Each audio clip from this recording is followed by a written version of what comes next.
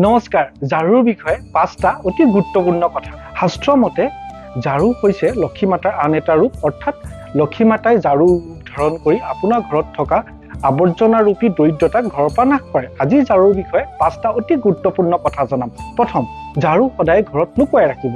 আমি যেনেকৈ টকা পইচা সদায় লুকুৱাই ৰাখোঁ, ঝাৰু সদায় ঘৰত লুকুৱাই ৰাখিব লাগে যাতে সততে মানুহৰ চকু নপৰে। দ্বিতীয়, সন্ধিয়া হোৱাৰ পাছত ঘৰত কেতিয়াও ঝাৰু ব্যৱহাৰ নকৰিব, অৰ্থাৎ বেলি ডুবাৰ পাছত আপোনাৰ ঘৰত কেতিয়াও ঝাৰু ব্যৱহাৰ কৰিব নালাগে। সন্ধিয়া হোৱাৰ পাছত ঝাৰু ব্যৱহাৰ কৰিলে শাস্ত্ৰমতে লক্ষী হানি হয়।